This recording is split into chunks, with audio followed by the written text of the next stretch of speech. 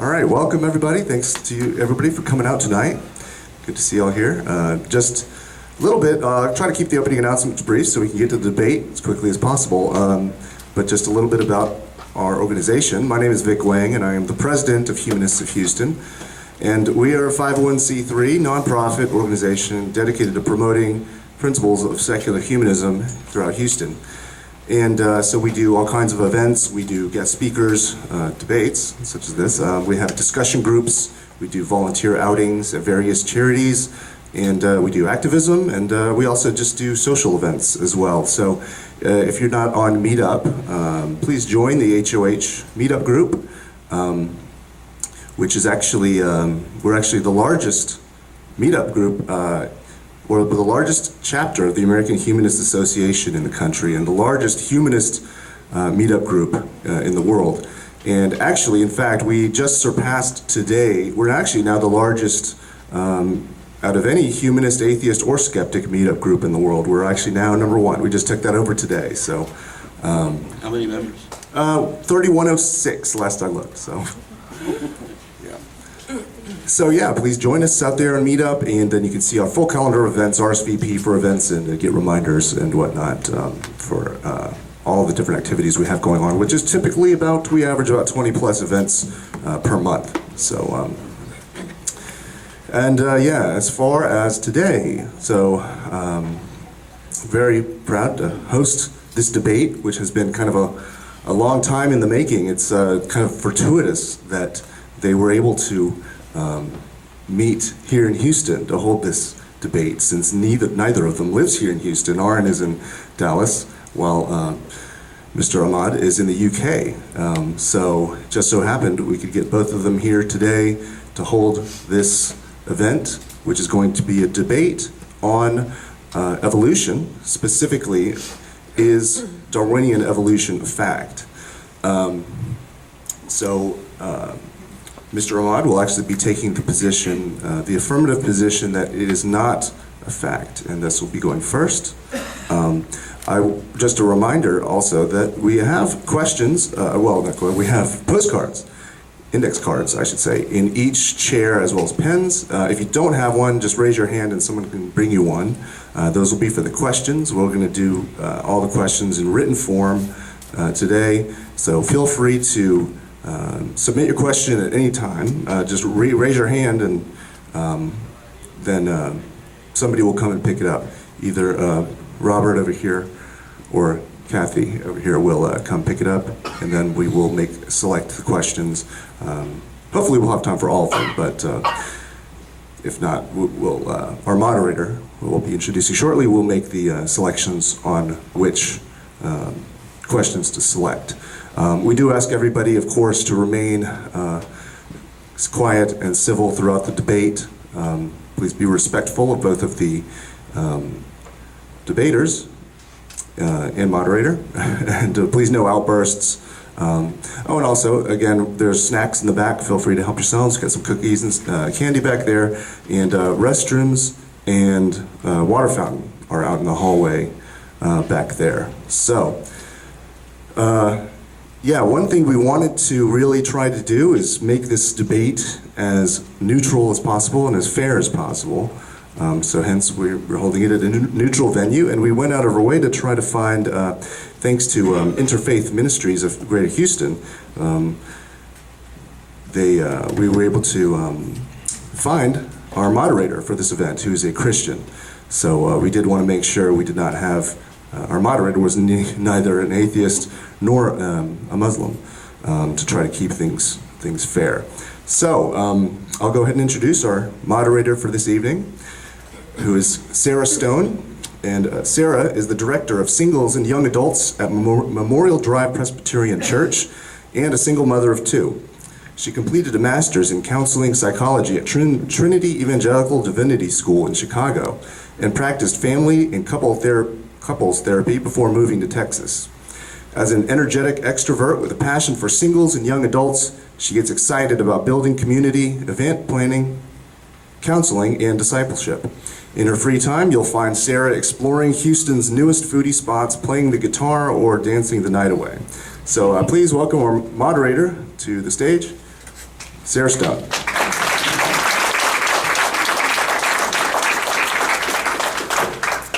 Well, thank you so much for having me. Ooh, this is tall. Let's make it a little shorter. Thank you so much for having me. This is my first time doing anything with the Humanists of Houston. I'm excited. When he asked me for my bio, I sent him what's on our church website, and it has all this stuff at the end about what I do in my free time. And then I read their bios, and they were very scholarly and serious. So I think when you guys get up, you should tell us what you do when you're not debating. You know, like, do you enjoy long walks on the beach, or, you know, make it your own. But yes, we're going to be having 20 minutes dedicated to each of our speakers. Both will get up and begin, and then we're going to give them each 10 minutes for rebuttal. And then we're going to spend another 20 minutes letting them just kind of have a one-on-one discussion. And I think my job in the middle is just to make sure it doesn't come to fists or get crazy. After that, we'll take a short break, and all that time, hopefully, you're writing questions. We'll take a look at those questions and come back to do a Q&A time, which I'm really excited about. I'm excited about the whole thing. I'm looking forward to learning. But let me introduce our first guest, Sabor Ahmad. He's the former head of Mission Dawah and an instructor and lecturer for the Islamic Education and Research Academy, which is an Islamic missionary group. He is a student of Islamic thought and studies the philosophy of biology, has previously studied engineering at City University of London. Subboor has produced several videos promoting Islam on the YouTube channel of the London Dawah movement, which he is the head of, as well as videos critical of evolution at the Darwinian Delusions YouTube channel. So please welcome Mr. Ahmad.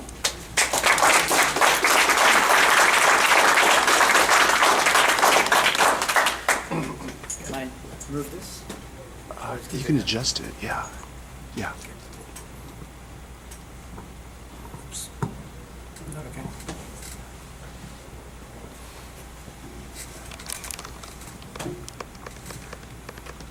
Can I talk from here? Okay. Sounds good. Welcome. So, I'm going to begin as Muslims do. In the name of God, the Lord of mercy, the giver of mercy. Now, the Prophet Muhammad, peace be upon him, said, I think something we can all pretty much agree with, if we believe in God, that is, that if you're not grateful to people, you're not grateful to God. So the first thing I'd like to do is to thank Aron and the Humanist Society for facilitating this discussion. And as a gift, as a gesture of my gratefulness, I've bought a family of fossilized baby trilobites from Wales as a gift for you guys. And because there's one thing we can all agree about as Christians, Muslims, Jews, humanists, and non-humans amongst us, if there's any, it's that nature is full of wonders. I'm sure we can all agree with that. So, question tonight, is Darwinian evolution a fact? Now, it's very important, before you get into a discussion, you define what you mean. So what I mean by fact is something which is certain, something which is absolute, something that does not change. Now, I don't have any issue, and no one should have an issue, calling Darwinian evolution a working model, a working paradigm, and a working theory, but not a fact. Now, it's also important to define what a theory is, and this is what Aron says, and I'm just going to plug his book here, Foundational Falsehoods of Creationism. He says, theory is the highest level of confidence science can get. A theory is a field of study and a body of knowledge enveloping a collection of facts, hypotheses, and natural laws. Now, I generally think that's okay to use as a definition. And the reason why I believe Darwinian evolution is not a fact is because scientific theories are not absolute. Darwinian evolution is a scientific theory, therefore Darwinian evolution is not absolute. And the only people I'm going to be referring to today are mainstream secular academics, mainstream philosophers of science, and mainstream evolutionary biologists. I'm also going to be making the case that Darwinian evolution is not a fact, but also that it is speculative, based on assumptions, and there's disputes about its most fundamental ideas. And I think one of the reasons why some people they think Darwinian evolution is a fact is because of their misunderstanding of what science can achieve. And I believe Aron has that misunderstanding. He says in one of his videos, understand that all of science is revisable doesn't mean conclusions can change, just that they can be revised. And this is the polar opposite of what evolutionary biologist Henry Gee, who's also the senior editor of the most prestigious journal in the world, Nature, has to say about science. He says conclusions can change, conclusions can be wrong, And science can only ever give you provisional conclusions. So how do we decide between two polar views here? Well, what we have to do is we have to look at the philosophy of science. Now, the philosophy of science teaches us that based upon a limited set of observations, scientists make a general conclusion, a general inference, a general theory. Now, there's two particular issues here. Firstly, you can always get novel observations, meaning observations which challenge your previous theories. Secondly, the same observations can be used to come up with multiple theories. So because of these two reasons in the philosophy of science, conclusions can change and theories are not absolute. So Aron, I believe, is out of line when it comes to mainstream philosophers of science. And this is what it says in Philosophy of Science, a new introduction by Oxford University. Talk of scientific proof is dangerous because the term fosters the idea of conclusions that are graven in stone. So Henry Gee is correct, and he is in line with philosophers of science when he says conclusions can be wrong, conclusions can change, conclusions are always provisional. Now, somebody can come along and say, wait, Darwinian evolution has been so successful, it's given us so many predictions which have been confirmed, it's got to be true. Well, just here at the University of Texas, we have the philosopher of science, Larry Loden, and he's put together a philosophical paper where he puts together 30 scientific theories which were empirically quite successful, but which turned out to be false. And this is a well-known, understood thing in the philosophy of science. No matter how successful a theory is, it doesn't mean it won't change. It doesn't mean it is a fact in the absolute sense. Now, this is what it says in the Philosophy of Science, a very short introduction again by Oxford University. Historically, there are many cases of theories that we now believe to be false that were empirically quite successful. So clearly, no matter how successful a theory is, it doesn't mean you can call it an absolute. Also, somebody can say there is no alternative when it comes to the history of evolution other than the Darwinian paradigm. Well, let's just take that at face value. Let's just say there is no alternative when it comes to the Darwinian picture of life. It still doesn't mean that it is absolute. This is what the philosopher of science Carl Stanford explains. There are alternatives to our best theories, equally well confirmed by the evidence, even when we are unable to conceive of them at the time. And somebody else can also make a claim. There is a complete consensus amongst all evolutionary biologists that Darwinian evolution is largely correct. Now again, I'm going to take this at face value. Let's just assume every single evolutionary biologist from the time of Darwin till today believes Darwinian evolution is correct. It still doesn't mean it is an absolute, because we can have paradigm shifts in science. So a complete consensus is still based on a conclusion which is provisional. This is what it says in Evidence in Evolution, published by Cambridge University. The best that scientists can do at any time, this is the absolute best they can do, is to render comparative judgments between theories. But there is something Aron is correct upon. He says, 100 years ago we had the theories of evolution, gravity, atomic theory, cell theory, and the germ theory of the disease. All these fields have improved since then, but we're still focused on the fact of evolution, gravity, cells, and germs. So I totally agree that there always will be a theory of evolution. And I'm going to be explaining what I mean by evolution, because I think we need to define those terms as well. So just to summarize, observations are facts. Theories are not facts, although they're based on observations, as per Aron's previous definition in his book, which I agree with. Because of two particular issues: multiple theories based upon the same observations, and secondly, novel observations that can challenge your previous conclusions. So philosophy of science teaches theories are not absolute. Darwinian evolution is a scientific theory, therefore Darwinian evolution is not absolute.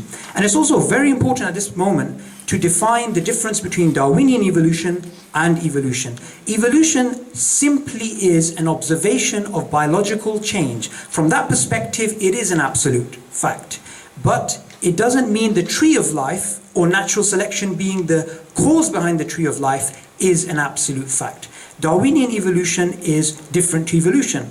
in Zoonomia, which was written by Erasmus Darwin, Darwin's grandfather, he uses evolution in that particular sense. In fact, in one sentence of that book, he uses evolution in a sense which is non-Darwinian, rapid saltational evolution. Secondly, in zoological philosophy by John Baptiste Lamarck, who came up with his Lamarckian evolution decades before Darwin, he also uses evolution in that general sense of biological change. So from that perspective, it is an observation. Now, Lamarckian evolution existed some decades before Darwin, and there's two particular parts to Lamarckian evolution. Number one, there was a history of evolution, which was represented by the bush of life. A multiple number of origins, parallel lines of evolution, organisms going from simple to more complex. It was like written within them to get more and more complex. Secondly, the mechanism by which that happened was the inheritance of acquired characteristics. Darwinism, likewise, Darwinian evolution, Darwin came along about 50 years after Lamarck, and he put together his own theory of evolution, which also had two parts. One was a history of evolution represented by the tree of life, and secondly was natural selection working on variations. Later on they called it mutations, but the same thing. This is what the philosopher of science Jerry Fodor explains. Darwin's theory of evolution has two parts. One is its familiar historical account of our phylogeny, the universal common ancestry tree of life. The other is the theory of natural selection. So I hope that is clear. Evolution, Darwinian evolution, and Lamarckian evolution. Because if you actually conflate them, it can create multiple levels of confusion. Now, in one of his comments, Aron said, "Why are we even bothering with the superfluous labels of Darwinian, natural and sexual selection versus neo-Darwinian, selection plus genetics? Just call it evolution, that's what it is." I'm going to make the case that we shouldn't call Darwinian evolution or neo-Darwinian evolution, just call it evolution, because it creates confusion. For example, we know that bacteria mutates. This is a clear-cut evolution observation. We have observed this in the lab. Now, because that is true, does that mean the tree of life is true? Does that mean natural selection working on variations is the cause behind all that? And if we were to equate evolution with Lamarckian evolution, does that mean the bush of life is true? Does that mean the inheritance of acquired characteristics is true? Of course not. So we need to use our terms carefully. So when you're referring to the history of life, just call it the tree of life or universal common ancestry. When you're referring to the mechanism of evolution, just call it natural selection. Evolution simply means biological change over time, and it is a observation, and it is absolutely true. Okay, I'm also going to be making the case that Darwinian evolution is speculative, based on assumptions, and there's disputes about its most fundamental ideas. Now, why is Darwinian evolution speculative? For two reasons. Number one is reconstructing the evolutionary history of life on Earth is very difficult. Number one, we're speaking about something that has taken place over an incredibly long period of time, something like 4 billion years. Now, it's very difficult to try and reconstruct something that happened that long ago. And in the Journal of Theoretical Biology, there's a paper called Testing the Hypothesis of Common Ancestry. There's actually a section dedicated to why it's difficult to work out what happened in the past, and that's actually what they conclude. Secondly, we're talking about an incredibly large data set. According to the National Science Foundation, 99.999% of species are unobserved. Not organisms, species are unobserved. So whatever you try and make up, it is bound to be speculative.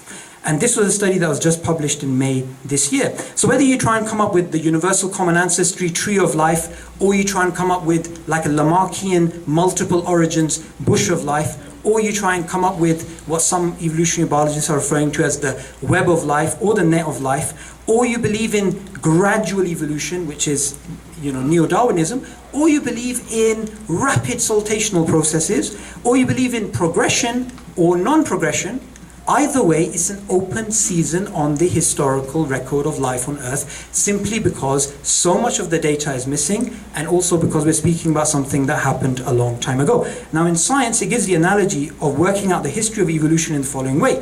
It is like trying to work out, and I want to use an example here. Actually, it's not big enough. Okay, It's like trying to work out the plot of Leo Tolstoy's War and Peace, and this is not it, by the way, with 13 randomly selected pages. Right? Now imagine if you had that book. How many different plots, theories, ideas could you put together if you only had 13 randomly selected pages and all the rest of the pages were missing? Multiple. So why is it that we're sometimes told by people who should know better that the Darwinian picture is the only inference possible? And in his book, Foundational Falsehoods of Creation, I am really promoting your book here. It is a fact, this is what Aron says, it is a fact that everything on Earth has definitive relatives either living nearby or evident in the fossil record. And in a video he goes further. It would be perverse to say taxonomical classification are a fantastically improbable accident of coincidence. That would be a statistical impossibility which reaches into the realm of reality denial. It is an absolute fact. Now, he's clearly out of line with mainstream evolutionary biology. Just to give you an example, well, I've got it here, it's going to take me too long to rumble through the papers. There's a paper called A Formal Test of the Theory of Universal Common Ancestry, published in Nature. And this is what it says in the abstract. And I want you to put the words absolute fact and reality denial here, which is what Aron said, and put the words that they are saying on the other side. Although universal common ancestry is widely assumed, put that word there, it has rarely been subjected to formal quantitative testing. And this has led to critical commentary emphasizing the intrinsic technical difficulties in empirically evaluating a theory of such a broad scope. And clearly, no words like absolute fact, no words like reality denial. Secondly, Darwinian evolution is based upon assumptions, and some of these assumptions are being challenged by evolutionary biologists. For example, genes are transmitted vertically. We've discovered the process of horizontal gene transfer recently. The idea of gradualism. Some evolutionary biologists believe in rapid saltational processes. The tree of life. Some biologists are speaking about the web of life. You'll find this all over the place now. Inheritance of acquired characteristics are impossible. Just read the Selfish Gene, 1980s edition. It clearly mentions it is impossible to inherit acquired characteristics. This is classical neo-Darwinism. And now we've actually observed this, and this is published in mainstream journals. Mutations are random. Other biologists disagree. They believe mutations are directed. I'm going to explain what that means in a minute. According to the Oxford University biologist Dennis Noble, all the central assumptions of neo-Darwinism have been disproven. Now, by the way, just a small caveat, I don't agree with anything that these guys are saying. I'm not taking a position. I'm not saying what Dennis Noble said is right, and I'm not saying the evolutionary biologists that have the different views are right, that I subscribe to those views. I'm just showing you a difference of opinion. Lastly, there are disputes. Now, if Darwinian evolution was absolutely true, these books would not exist. Now I'm just going to explain each one of them, right?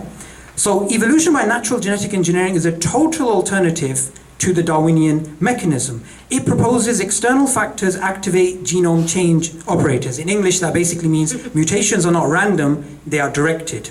And in Evolution, A View from the 21st Century, it mentions a whole new alternative to neo-Darwinism. And just one of the people who actually support, just to give you an idea of the sort of scientists who are behind this, is Carl Woese, the guy who discovered the third domain of life, right? Evolutionary biologists that are that important are looking into alternatives. Secondly, neo-Lamarckian evolution. Now, proponents argue inheritance of acquired characteristics drive rapid evolutionary change. In English, that basically means, that giraffe with his long neck, developed characteristics can be inherited and changes are fast, right? And they again challenge the idea of gradualism. Now, this is a book written by Eva Jablanka, evolutionary biologist, Transformations of Lamarckism, and it's a complete alternative on the neo-Darwinian mechanism. This is published by MIT University. So clearly, if Aron's correct, then reality denial and absolute fact,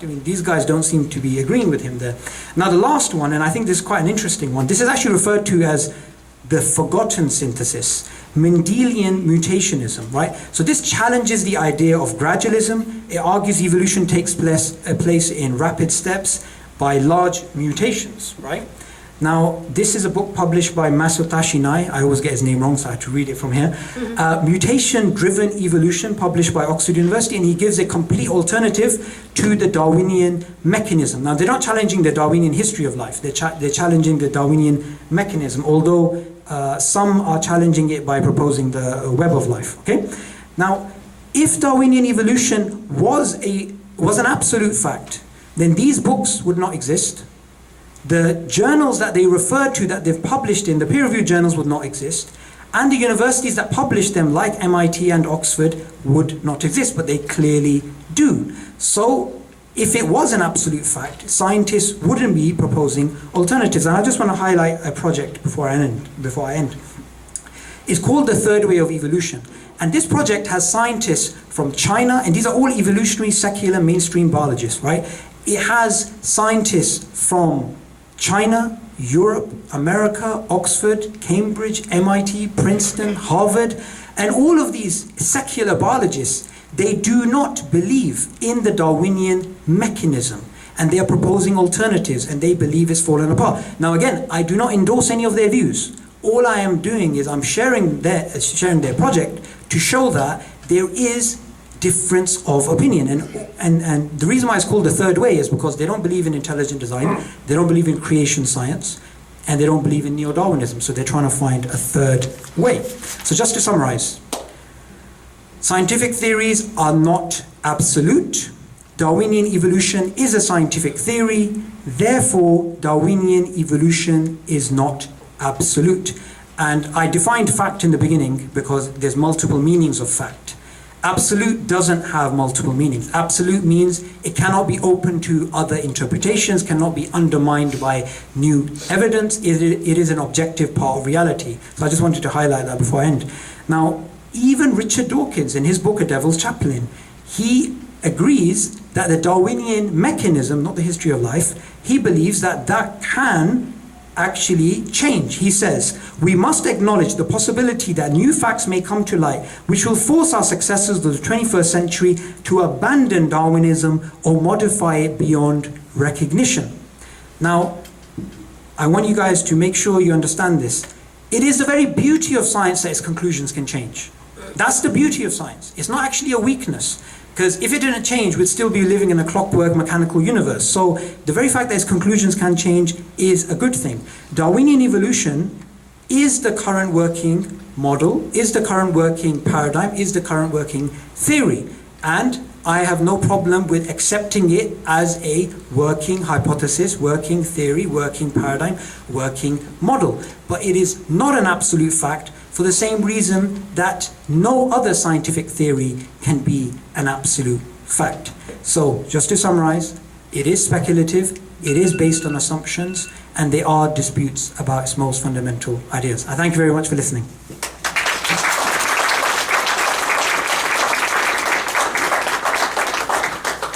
You timed that perfectly, my goodness.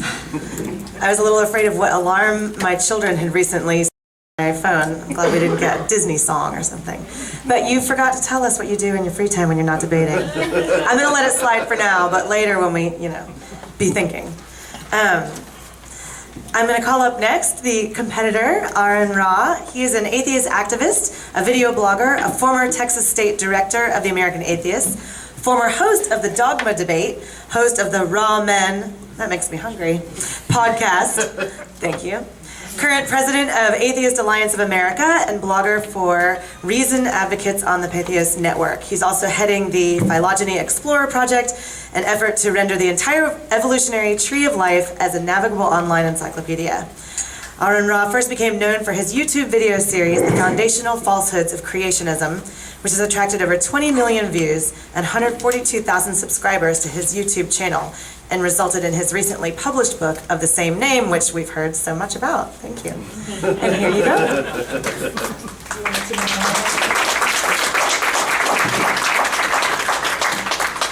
Thank you very much. I don't do anything in my off time. I just work. I'm determined to be like the hardest working activist in atheism, and I'm well on my way there. So, I have a slight PowerPoint here, and I apologize that so much of this presentation is going to have to be on semantics, it seems. because it is my opinion that my opponent is at a disadvantage in that he doesn't really understand the words that he's using. His argument depends on erroneously redefining terms and also quote mining academics out of context, not so much in taking the sentence out of the paragraph, but in not understanding the meaning surrounding what they're saying. So is this working? Okay, good. I never trust these things. Right, the term Darwinism, it means something different here in the U.S. than it means in the UK. American scientists wouldn't use the word Darwinism at all. American historians might, but only if they're talking about Darwin's own postulations. Natural selection, sexual selection are the Darwinian mechanisms because it was Darwin who first proposed them. But if you look at these last three lines, you'll see that among senior British scientists, the word Darwinism is just a synonym for biological evolution, meaning that the two words mean exactly the same thing in the UK, as anyone can see if you just look it up. Professor Richard Dawkins gives an example of where British and American scientists agree that Darwinian evolution is contrasted against Lamarckian evolution, based on the mechanisms that Darwin first proposed and which have since been confirmed. And Subboor has already conceded that these are a matter of actual fact. In the American understanding of that word, Lamarck's theory couldn't pass the test, but Darwin's did, and was replaced by Darwinian theory, which was then synthesized with genetic theory to become the modern synthesis. The Mendelo-Darwinian synthesis is also called Neo-Darwinism, and is distinguished from Darwinism being limited to Darwin's own 19th century understanding. So when he says the word Darwinism, to me, I'm hearing what they knew in the 1800s, and nothing more than that.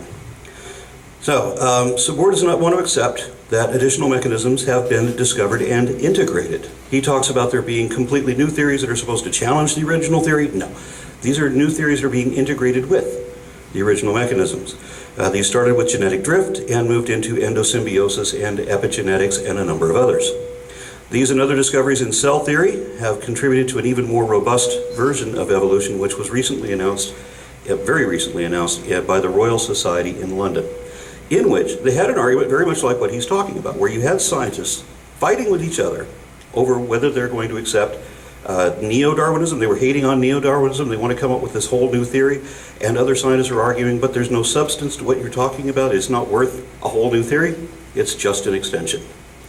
And I had to read up on as much of it as I could. I tried to invite some of these people for a podcast, but I haven't been able to get anybody who will be willing to talk to me about it. They closed the hearing for the public. But I did read some of the things that they're proposing. Not worth a whole nother theory, but okay, they want to integrate some other things, which is fine. And they call this the extended evolutionary synthesis, being an extension of Neo-Darwinism, which was itself an extension of Darwinism. And note that when Neo-Darwinism is criticized, Darwinism remains intact. There are some people at this conference who are proponents of intelligent design, who said that they thought Darwinism was more accurate back in Darwin's day. Now their opinion is irrelevant. I just show it to illustrate that they're making a distinction between Darwinism and Neo-Darwinism. And as again, we don't use those words here. And so anyone who has taught Darwinism in American high school is probably too old to still be alive. What you learned in high school was not Darwinism, but Neo-Darwinism. Unless your professor was a silver-haired Englishman, in which case all post-Lamarckian concepts and mechanisms might have been called Darwinian. And where was I? Oh yeah. Okay, your kids will be taught the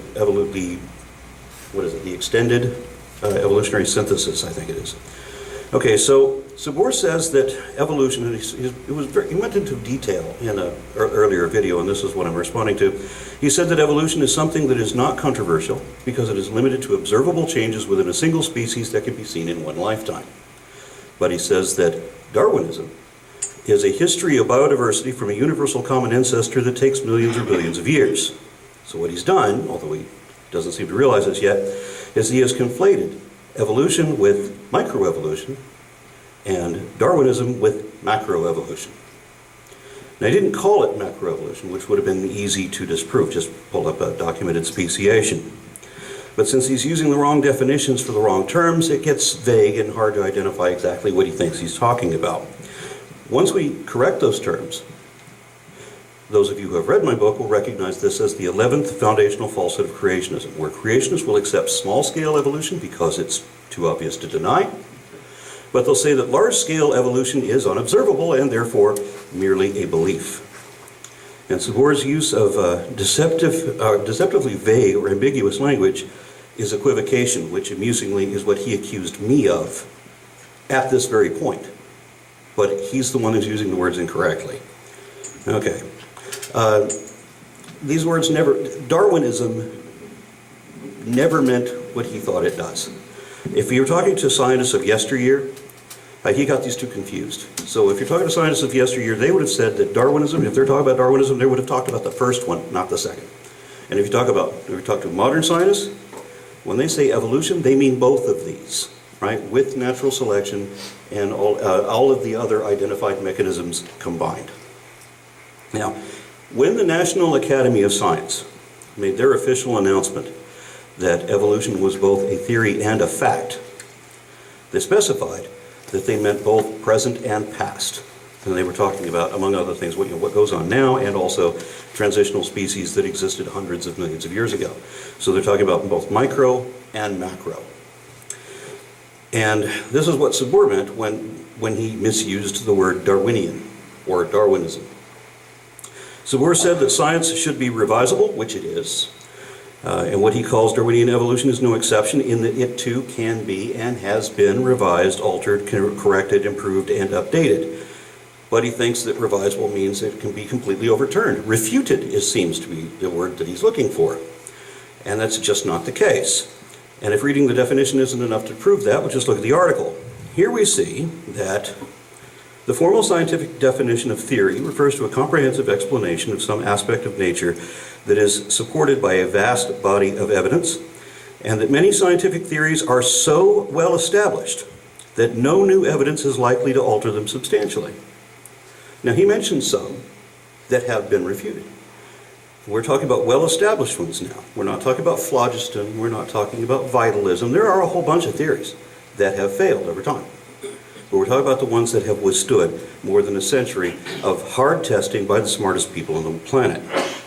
Now, these, if I may quote, they say, no new evidence will demonstrate that the Earth does not orbit around the sun. That's heliocentric theory. Or that living things are not made of cells, cell theory, or that matter is not composed of atoms, which is atomic theory, or that the surface of the Earth is not divided into solid plates that have moved over geologic timescales, which is, of course, the theory of plate tectonics. Like these and other foundational scientific theories, the theory of evolution is supported by so many... Oh, what do you know? Shut up. Kate's gonna Yeah, I'm the only one that doesn't turn off my phone because I think people know better. All right. All right, so where was I reading this? Assumptions, let's see. That's right. Like these other foundational scientific theories, the theory of evolution is supported by so many observations and confirming experiments rather than speculative assumptions that scientists are confident that the basic components of the theory will not be overturned by new evidence, end quote. And let me see if I can go to that next one. And this is where we have to explain what a fact is. Here are definitions from Merriam-Webster, one from Wikipedia, and one from the National Center for Science Education. Now, if Subboor does not like the caveat that the NCSE tacked on the end of theirs, that's fine. I don't like it either. But it disproves his point that facts are supposed to be absolute. They're not. But if you remove the word absolute, then he and I may agree that the truth is what the facts are, because the truth is identified or defined as what can be shown to be true or concordant with reality, and a fact is a point of data which is either not in dispute or is indisputable in that it is objectively verifiable. Whichever way you like it, whatever wording you prefer, a fact is information that can be confirmed correct. Now, referring to the National Academy of Science again, we read that in science, a fact typically refers to an observation, measurement, or other form of evidence that can be expected to occur the same way under similar circumstances.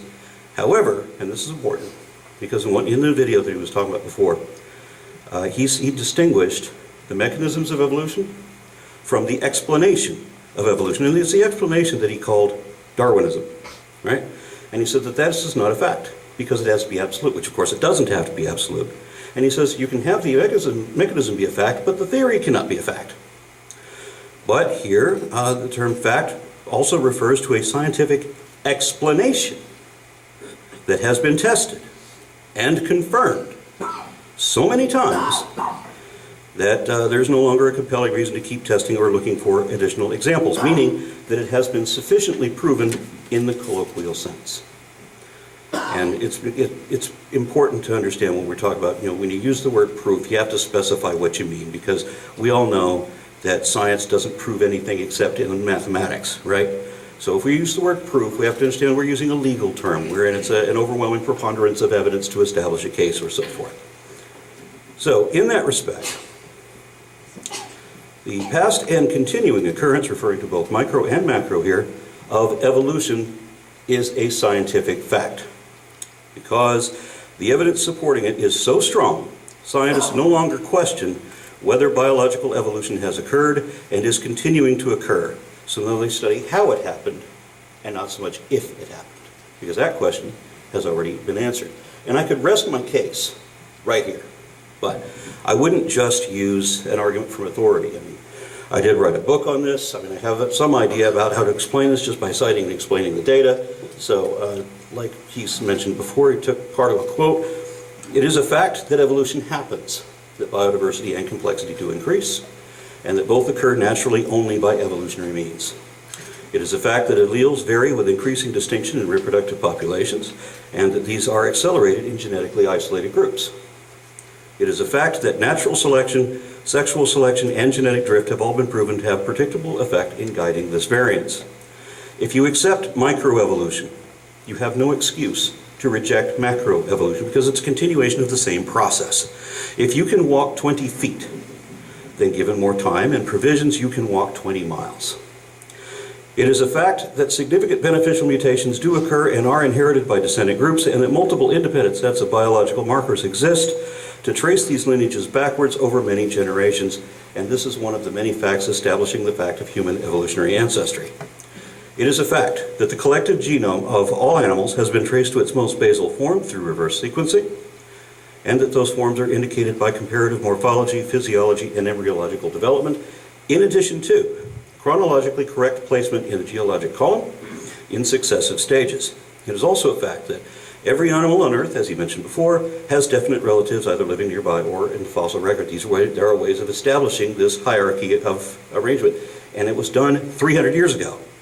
So it doesn't take a whole lot of technology to figure this out. There's the simple game of Sesame Street. One of these things is not like the other. That's all that you need, really, to establish this kind of a hierarchy. And importantly, it is also a fact that both microevolution and macroevolution have been observed and documented dozens of times, both in the lab and in naturally controlled conditions in the field. And that all of these have withstood critical analysis and peer review, and I have citations for some of these in my book. We don't know everything, but we know a lot about this. And what we know, we actually know, and can show that we got it right. Which brings me to another thing I need to bring up. Subboor hosts a YouTube channel called Darwinian Delusions.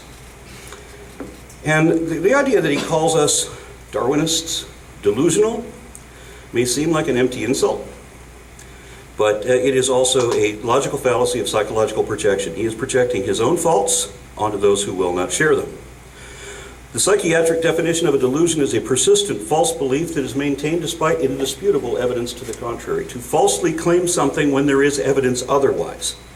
And it is a delusion because the beliefs remain fixed even when the facts are against them. There is no actual fact that contradicts evolution. But if there was, we would simply have to consider it and change our minds or adjust our perception accordingly. Because we just want to understand the way things really are and improve on that understanding. We don't have a commitment to preserve or defend the belief whether it's true or not, which Subboor does. And this is why he will continue to believe what he believes, even when all the facts are against it. Because creationist organizations post statements of faith, as if this were something to be proud of, wherein they admit that they will never acknowledge any evidence against them.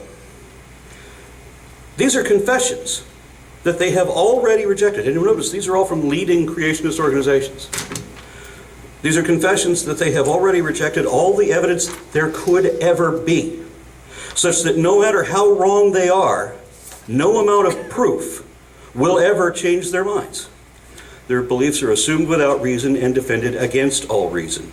Not one scientific organization or institution would agree to anything so intellectually dishonest as this, because it's not the Darwinists who are delusional. Yet, this is a typical, even common admission among creationists, because creationism literally is a delusion by definition, because it is a persistent false belief that will not change despite evidence to the contrary. And as you can see here, they even admit that. And Subboor has admitted it too. In a video that I responded to, he said that he thinks there's nothing wrong with ignoring evidence in order to preserve a preferred assumption. But there is something wrong with that. It is dishonest to assert as fact that which is not evidently true, yet that's what all religions do. But it's even worse, as if that wasn't bad enough, it's even worse to then also say that you will never admit when you're wrong.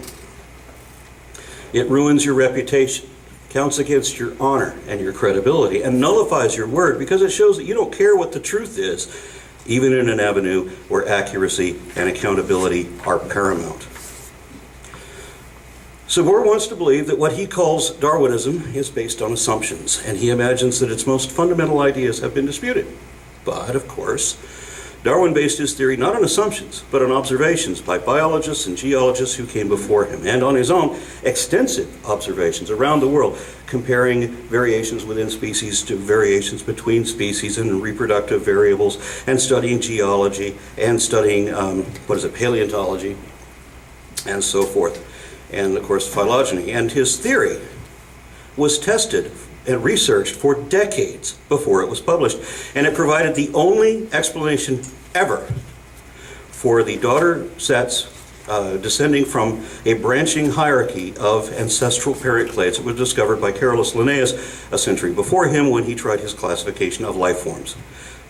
Subboor says it's not necessary that we have an explanation for some things, and maybe he's technically correct on some matters, but we do have this one mystery that Carolus Linnaeus could never answer, and that no one could answer. Until Darwin. He had the one thing that made everything make sense. And while he says that the tree of life has never been verified or is now in dispute, as director of the Phylogeny Explorer Project, I find that quite a surprise. Because I have this huge database that's going to be worked on by scientists around the world, and I don't think I'm going to hear that, this isn't real, right? I'm getting concrete confirmation from everywhere about this. So, no. Evolution is definitely not based on assumptions. Like every other scientific theory, evolution is based on observable phenomena and testable hypotheses. Natural selection has since been demonstrated. Each of the transitional species Darwin predicted have been found. And his idea of an interrelated tree of life has been verified again and again and again by many different ways.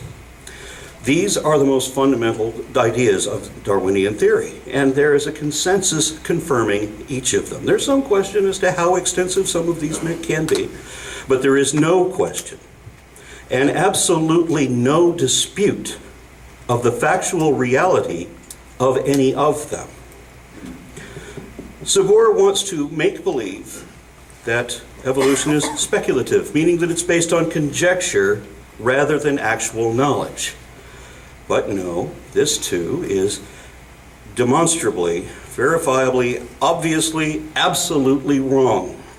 Evolution is and always was based on what we know and can show and can prove, even to Subboor's satisfaction. What creationists call Darwinism and scientists call evolution is a verifiable, inescapable fact of population genetics, and a paleontological and phylogenetic certainty that is consistently, continuously, conclusively confirmed for a fact. That's your time. Thank you.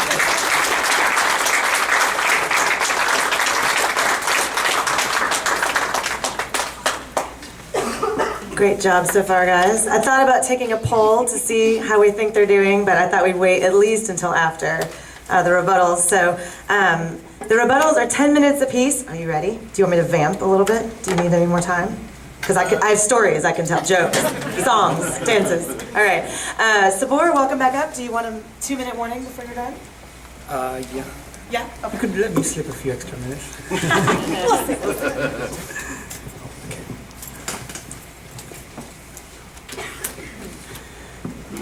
Okay, in the name of God, the Lord of mercy, the giver of mercy.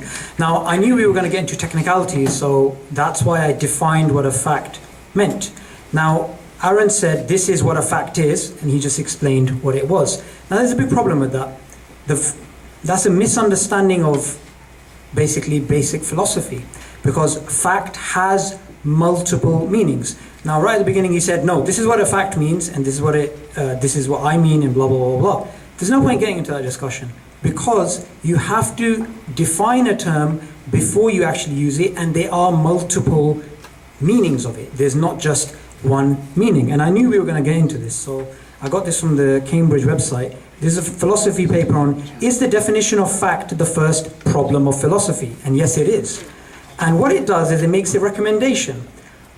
A word of universal use carrying such different meanings cannot be used in a rational thinking and argument without causing immense confusion.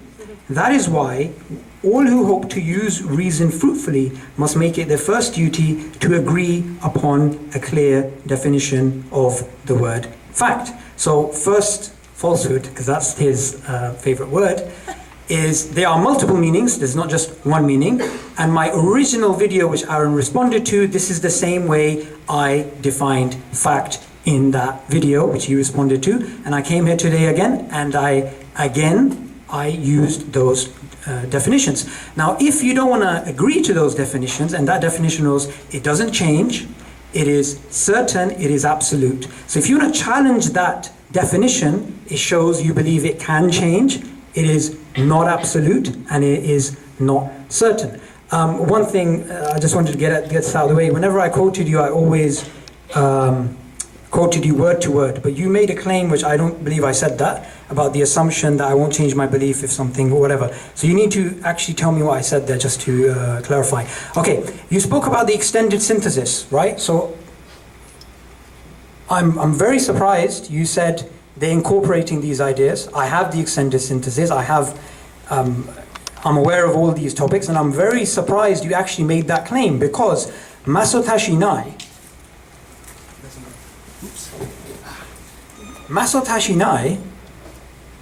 is an ardent anti-Darwinist in the sense of the mechanism, and he says, you know, Darwin's become a god, right? Because he's angry at that, and that it's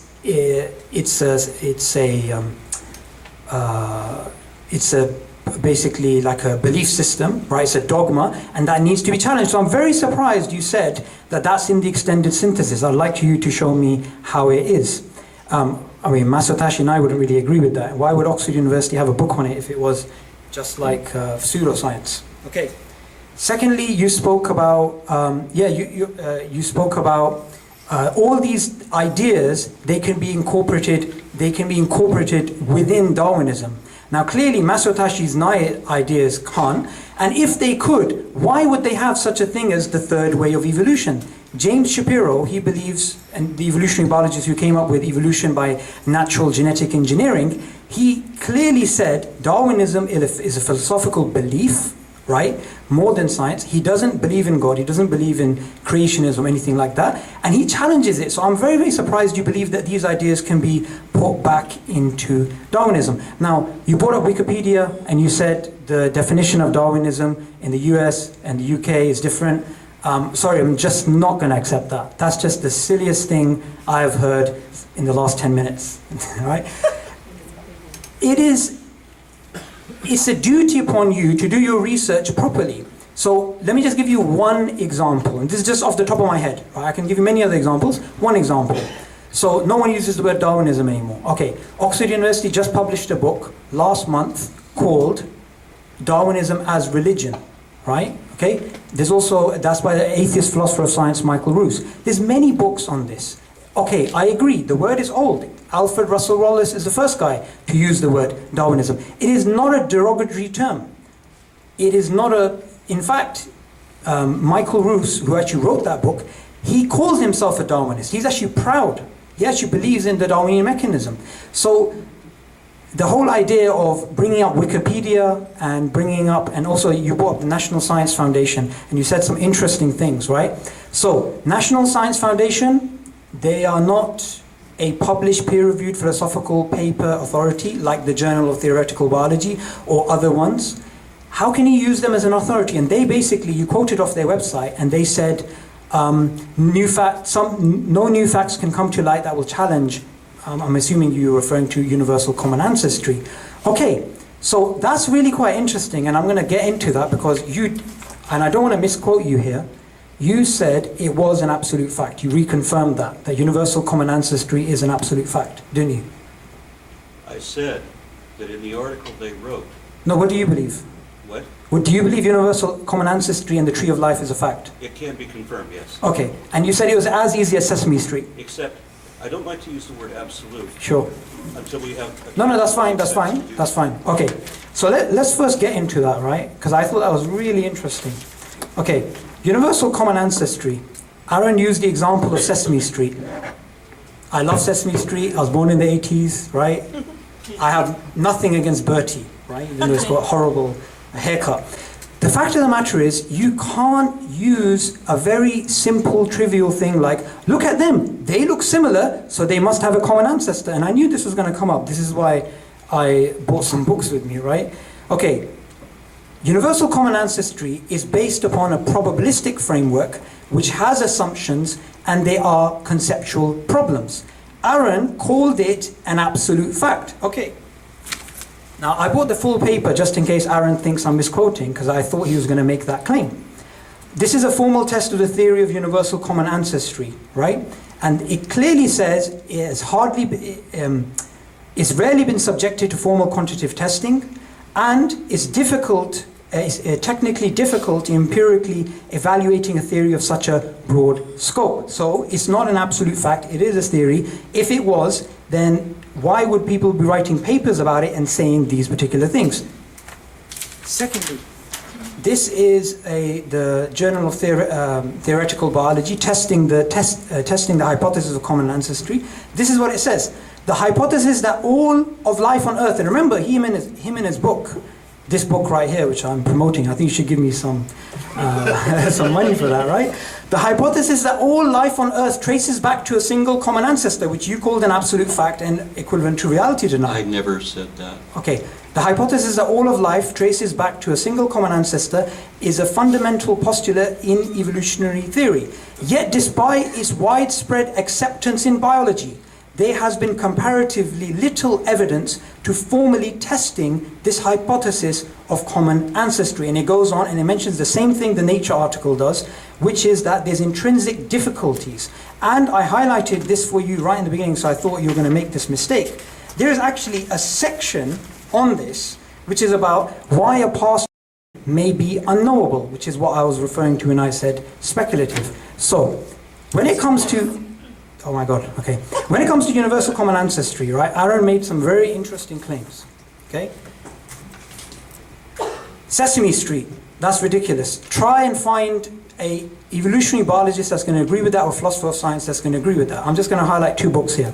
This is Evidence in Evolution by Cambridge University, and this is Parsimony, Phylogeny and Genomics by Oxford University. This is what the books agree about. Universal common ancestry is based on a probabilistic framework which has assumptions, and there's conceptual problems. So let's look at Aron's Sesame Street example, and let's look at what they say. Universal common ancestry and separate ancestry are testable hypotheses. Nothing about Sesame Street so far. Claiming homology, which is similarity due to common descent, your Sesame Street example. Claiming homology is a fact, and then testing it using, and then testing universal common ancestry versus separate ancestry is circular reasoning. Another thing they agree about, homology is a fundamental assumption of universal common ancestry. Similarities and dissimilarities should be put within a probabilistic framework. Homoplazy, which is similarities not due to common descent, is also an assumption and is assumed to exist and complicates the assumption of homology, the Sesame Street example. Ad hoc hypotheses can't be eliminated in the universal common ancestry hypothesis, but have to be minimized. But here's something they do agree about. Both the following thoughts are naive, and I'm quoting word to word just in case you say I've misquoted them. Humans and chimps must share a common ancestor because they are so similar, and humans and mushrooms must have arisen independently because they are so different. Within a probabilistic framework, there is no must in either case. You're not going to find words absolute fact and reality denial. One last thing, if I'm allowed to say. You are upset about the phylogeny and the tree of life. Keep your tree of life, no problem. But the issue is, I am not challenging it and saying, oh, I don't like your tree, therefore I'm challenging it. Princeton University, philosopher of science, Peter Godfrey Smith, he's speaking about biologists are moving away from the tree of life to the web of life. So if you've got, something to say, you should go speak to those people. And remember, every single person I'm referring to are mainstream evolutionary biologists and philosophers of science. I'm not referring to Bertie. Oh, nice. I thought I was going to have to get my hook out and pull you off. But, all right, this is pretty good. Are you ready? Or do you need me to vamp? All right, come on up. 10 minutes. Do you want me to give you a 2-minute warning? No. Okay. Well, yeah, let me know when to shut up. Oh, I will. All right. When I gave the definition of a fact, how many definitions did I put up on the board? At least a half a dozen, or was it more? Right. I verified all the definitive sources I could find. Right, scientific sources, mainstream colloquial sources, whatever. And I showed that all of these definitions agreed, right? We had that on the wall. I know it was behind his head. I should have told him to turn around and look because he said I didn't verify my definitions. What he said, since he wanted clarification of this, in his video that I was responding to, he said something about these scientists that were comparing the human genome and the chimpanzee genome, and they found very few letters, as he put them, that matched. And then they found billions of letters that didn't match, so they just ignored them. And he said, there's nothing wrong with that, because they assumed that their perspective is okay, or that their perspective is true, and so anything that doesn't match that, they can have confirmation bias. He didn't use the word confirmation bias, but he explained confirmation bias. You can just ignore all that doesn't match. And when I made the video to address that, I put text above his head to say, and probably he should have watched the whole video before making a public debate about it, where it said, you think it's okay to ignore evidence for a preferred assumption? Because I thought that was quite an admission to make. And of course, scientists wouldn't do that. Conclusions can change, as we've established, and in the definitions from the scientific sites that I showed, they said it can, but that there are some that are so well established that they are considered fact, that these things are not going to change. And in the video that I originally addressed, he gave 2 different definitions for fact. One of them, he said, being absolute, right, which we know the definition of absolute is not in there, but the Earth going around the sun was one of his facts, that it would be absolute, that evolution is not going to be that way. One of the things that I brought up is whether we're ever going to find evidence that Earth doesn't go around the sun. Can we be absolutely certain about that? Nobody can be absolutely certain about anything, but if we understand the laws of nature, we understand the laws of physics within this reality, unless this is a matrix illusion, if we all agree that reality is real by definition, there are some things we can be absolutely certain about, right? Some things. I try to be very hesitant when I use that word, and I'm not going to use it for fact, because we know what the definition is, and it's whether something can be verified. And everything that I've been talking about so far tonight are things that we can definitely verify. Thank you for proving my point when you mentioned that nobody uses the word Darwinism anymore, I did say nobody in America, but that they still do in England. So he uses the example, yeah, there's somebody that does it. It's this guy from Oxford. What country is that? Thank you. You proved my point. And phylogeny has rarely been tested? No, phylogeny is constantly tested. They're doing whole genome searches every day now. It took years to do the first one. It took another year or more to do the second one, and then they started picking up their speed. And they've got computers that will now do this constantly. We have a lot of corrections in phylogenies now, which we weren't expecting before when they used to do things by morphology. So how do I use Sesame Street for morphology? Because you can't use the simple analysis of different morphological traits to come up with a common ancestor. I didn't say that. I said you can figure out the hierarchy. Carolus Linnaeus figured out this huge quandary because he was expecting that he was going to show created kinds when he started classifying life forms. But he found this set of Matryoshka dolls, the Russian dolls, one doll inside the other, except that each doll has 4 dolls inside it. Something like that on average. So why, or at least 2. Let's go with the analogy of the 2. Every doll has 2 dolls in it, and then every other doll, and they branch. Why? That doesn't make any sense. That doesn't fit with creation. He never thought about the idea of a common ancestor because he thought they were created.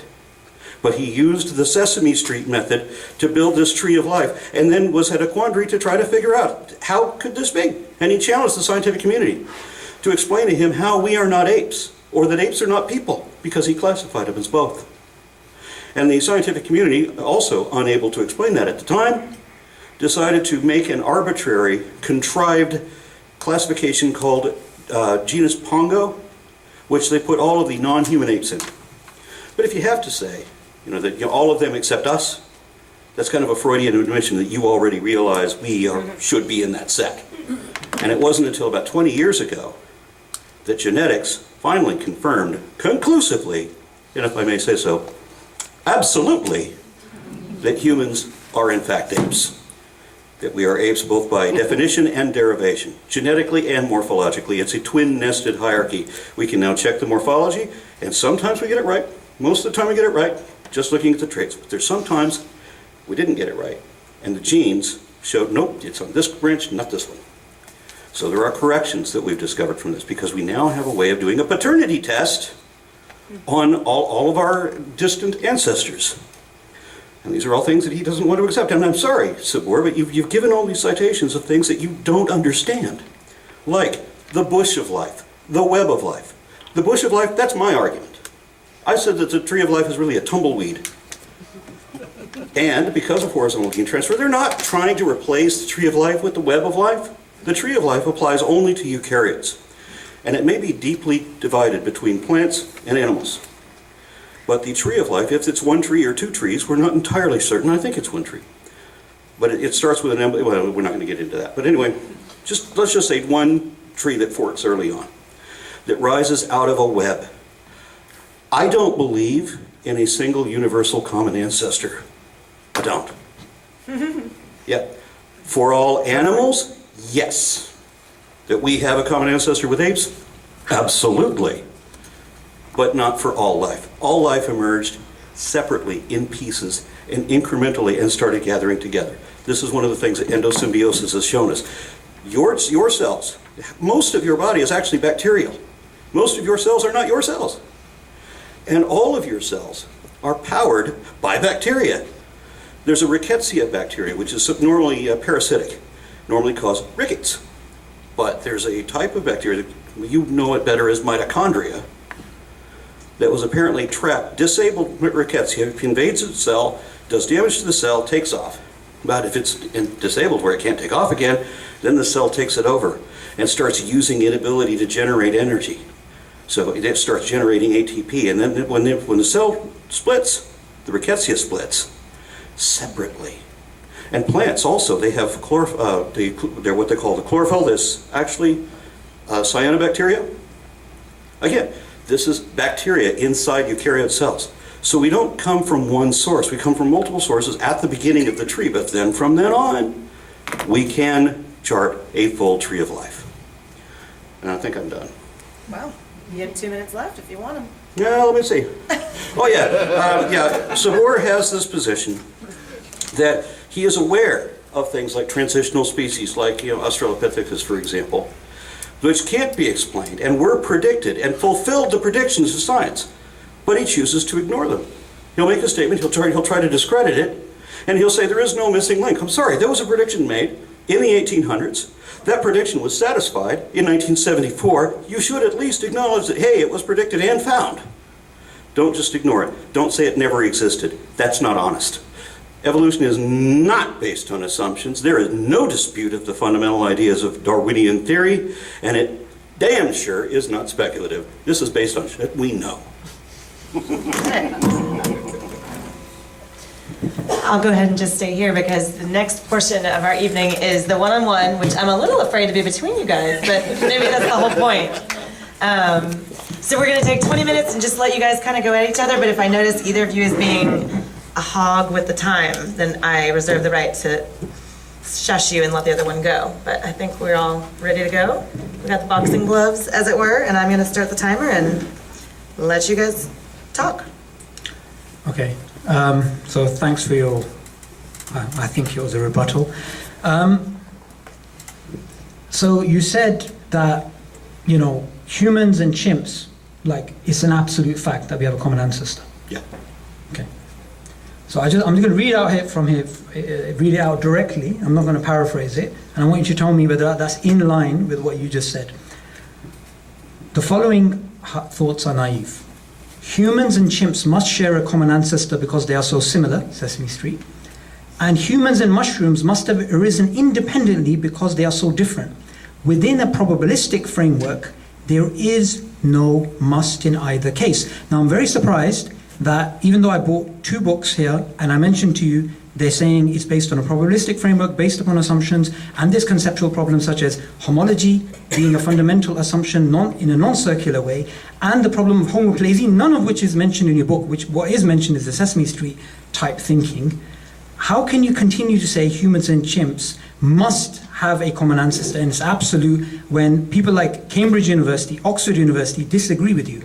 They don't disagree with me. That's the thing. Okay. You keep citing experts that you think disagree with me, and they don't. I can show you that they don't. You cited Craig Venter as supposedly disagreeing with me. No, I knew exactly. I never mentioned Craig Venter. Not here.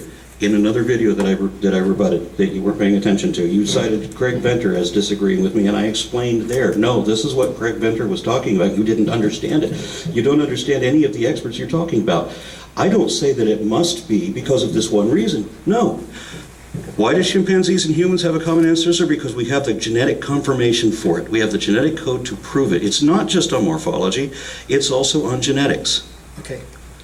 This book, when it's actually referring to this thing that within a probabilistic framework there is no must, it refers to physiology, morphology, and genetics. Mm-hmm. So, you asked me a question that the way the question was phrased is nonsense. I corrected the question and gave the correct answer. So, what you said previously, before you came down, was it's an absolute fact that they have a common ancestor. Yes. Okay? This book doesn't say that. No, it doesn't say that. It says another thing that you said it must be because they're so similar. That would be ridiculous. No. Let's extend that, and it's not because they're so similar. It's because we have the genetic confirmation of it. And I don't know whether you're not listening to this or you don't want to listen to this. It literally says to say they have a common ancestor is... Okay, I'll explain it to you Wait, again. one second. Start Within again. a probabilistic framework, one second, so I just want to quote it directly. Within a probabilistic framework, there is no must in either case. Right. Both these books, they treat common ancestry and separate ancestry as testable hypotheses. They treat homology, similarities due to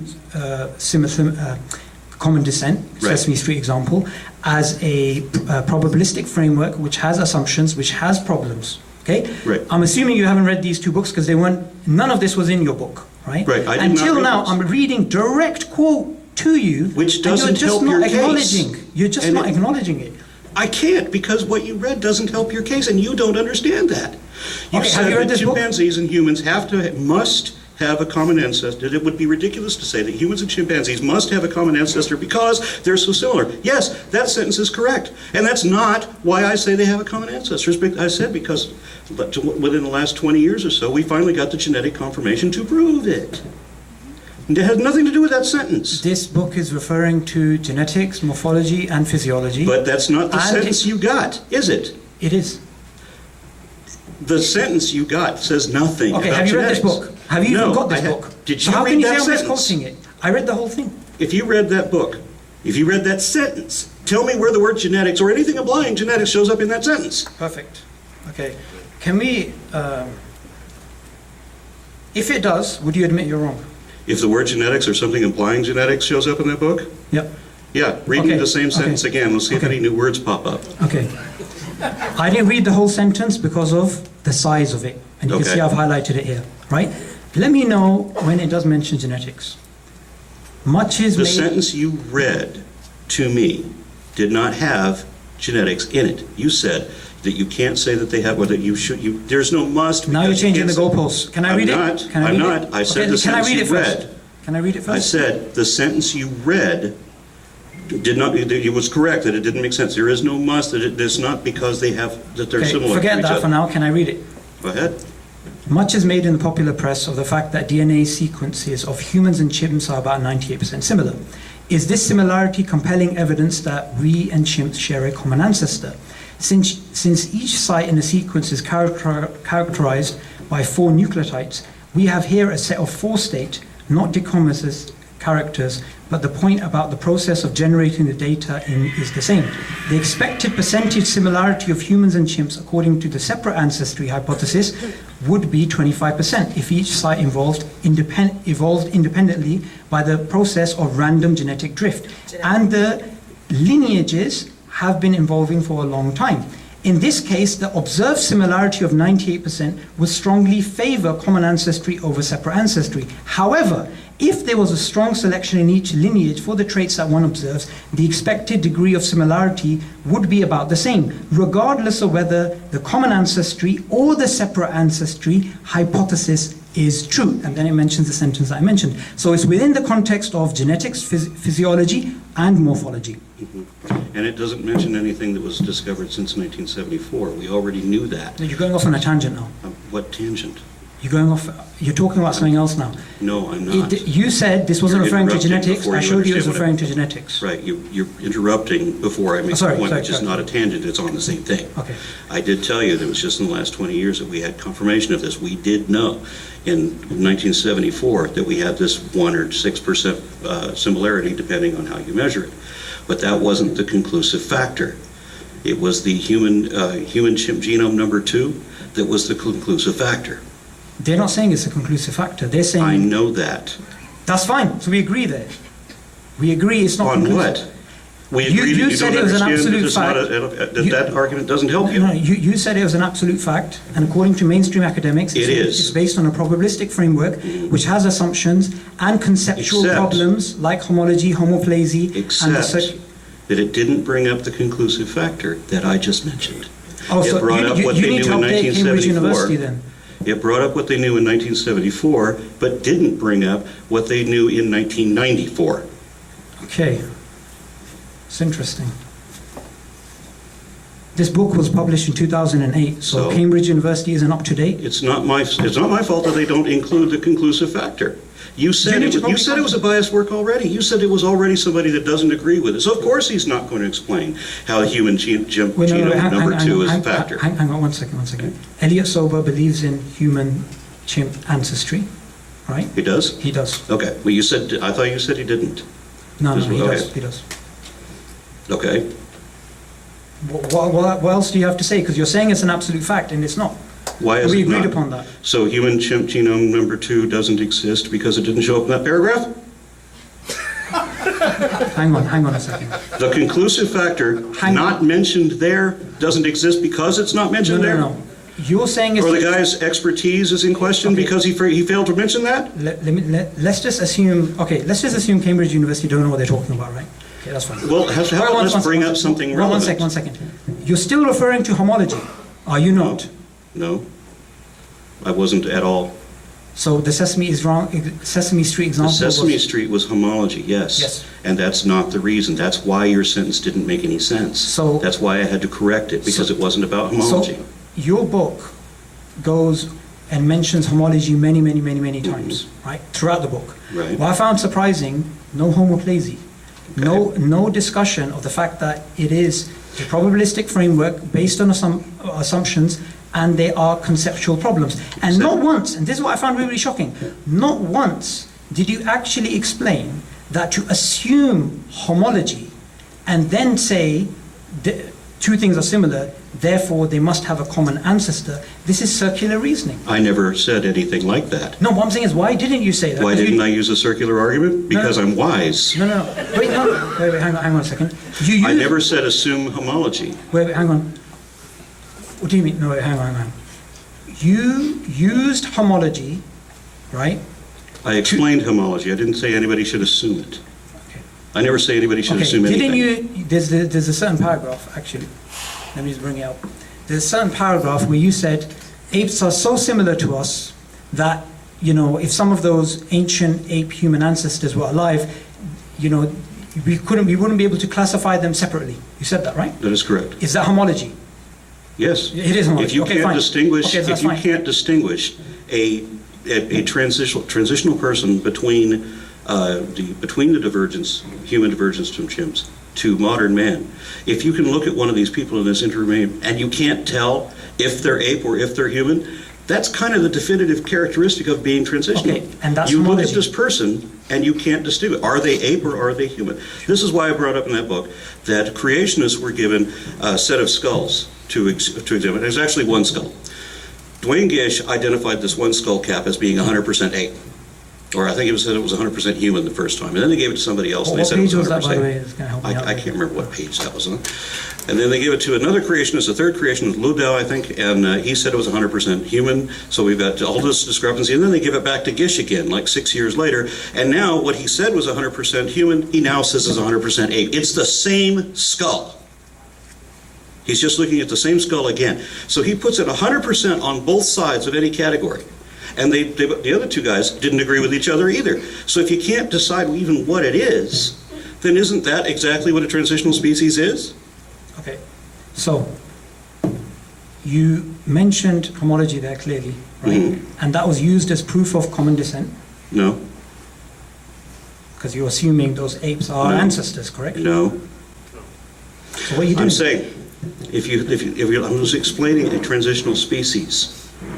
If you encounter what people were asking for, an ape man, right? And then they were given an ape man, they were given Homo erectus. Yep. Clearly, what they understood to be ape, what according to that contrived, artificially constructed genus Pongo, right? If you have to put apes in one category and humans in another, well then this one is one that's an ape man. And then they picked up thousands of other ones, thousands of individuals, a couple dozen species perhaps, of what they both ape and man, you can't tell them apart. This is before they get to genetics. We've already got where we have Homo habilis and Homo rudolfensis, and early Homo erectus was all over the place, and they're all different sizes and shapes of them that were way more diverse than modern people are. Can I just interject? What? I read the book, so you don't need to explain it again. You're using homology. My question is very particular. Okay. Let me ask the question, you can answer it. Okay. You mentioned homology, right? And you, at the end of the book, you had loads of facts in there. It's a fact that we have a common ancestor. It's a Right. fact there's definitive. Right. You can take the genomes and you can get a basal form. You said it's a fact. Yet, and I find this very strange, you didn't mention the fact that homology, and to use homology is, you have to use it within a probabilistic framework, which has assumptions, and they are conceptual problems. Not once did you mention that there is such a thing as homoplazy. And not once did you actually mention that there are conceptual problems within this, and this is based upon Bayesian decomposition with 9 mathematical assumptions, and then you get a probabilistic framework, and somebody who would be justified in actually saying universal common ancestry is probable. Yet under other conditions, as mentioned in this book, and he's an atheist by the way, he doesn't believe in God, under other assumptions, separate ancestry favors universal common ancestry, right? Now, if you mentioned that in your book, I would have no problem, and I have did. no I did explain about probabilistic, yes. No, why did you call it a fact then? Because in fact, it's not absolute. Okay, that's good. You said that. Now I don't want I to go with the definition that I provided in the book. I don't want to And that I misquote you. showed a consensus definition on the board. Yep, that's fine. It's a point of data that can be objectively verified. Yep, that's fine. 1 second. Here we go. And bear in mind, the book is dealing with creationist arguments, Yep, so that's I'm fine. attacking specific ones. Yep, that's I fine. did explain how science works, not with the type of certainty or assertion Yep. that religious beliefs have, Yep. but rather that you can speculate, you can make an assumption, but you have to negate it by testing it. Okay. It has to be based on evidence, and then it has to be testable and potentially falsifiable. And that you cannot make an unsupported assertion like you do in religion. Okay, here are your words exactly. And if I misquote you, I'm going to give you this. We're recording everything so somebody can go online and find out. Right? It would be perverse to say taxonomical classification are a fantastically improbable accident of coincidence. That would be a statistical impossibility which reaches into the realm of reality denial. Okay? It is an absolute fact. That's what Yes. you said. Yep. You have a qualifier that this fact is absolute. The word fact is not absolute. The definition of fact is not absolute. know, it's just But my- some facts are absolute, and I just explained that 5 minutes ago. Speaking of 5 minutes, that's how much you have left. 5 minutes. So how would you explain that? You know, you make these predictions, or nobody predicted Homo erectus. That was a bit of a surprise, right? People found Neanderthalensis. That was a bit confusing. But then you get into Homo erectus, and now you find Homo erectus all over the place. You have the jutting brow. We have the 400 cc. We're a little bit bigger than that, maybe up to 1300. But it's a wide range, wide range of heights, and everything's displaced all over Asia and Africa and parts of Europe. How do you account for Homo habilis, Homo rudifensis, Homo floresiensis? Homo naledi, yeah? I mean, what do you mean by that? Like, how do I account for it? As a Yeah. Muslim? How do you account for it? You. You're asking as a Muslim, right? I'm asking you. Yeah, okay. Yeah, I'm a Muslim, so I'll answer. I believe they exist. Well, I mean, I'm not going to say, well, as a Libra, it doesn't matter. Just ask me the question and I'll answer it. Yeah. What is the answer? What do you think the answer No, is? because you're asking a question without actually putting the actual question in there. It sounds like a question, but it's like, how do you account for it? How do you account for it in what terms? Because look, okay, let me answer it 2 ways. I'm going to answer it as a Muslim, not as a zebra, and also I'm going to answer it in context to this debate, right? Number one, anything that they find, Homo naledi, Homo erectus, whatever they find, to take those skulls and to take a line of fossils and to claim that this is a descendant of this, according to Henry Gee, an evolutionary biologist, just like all the rest of them, and an atheist, he says that it is not a scientific hypothesis that can be tested, but a bedtime story. You can't prove it with a fact. This is what Henry Gee says in his book, Misunderstandings of Human Evolution, right? Let me give you an example of how you can't prove it. Let me answer that question, right? So, if you're going to use similarities and say, therefore, common descent, then I'm just going to repeat the same thing like I did previously, like a parrot. That is based upon a probabilistic framework which has assumptions and there's conceptual problems, such as homoplazy, similarities which are not due to common descent. So if you're going to maintain the line of Sesame Street, similarities are due to common descent except when they're not. And you missed the part where I explained homoplazy too. Okay, let me answer, right? Secondly, and this is as a Muslim, right? Okay, these things existed.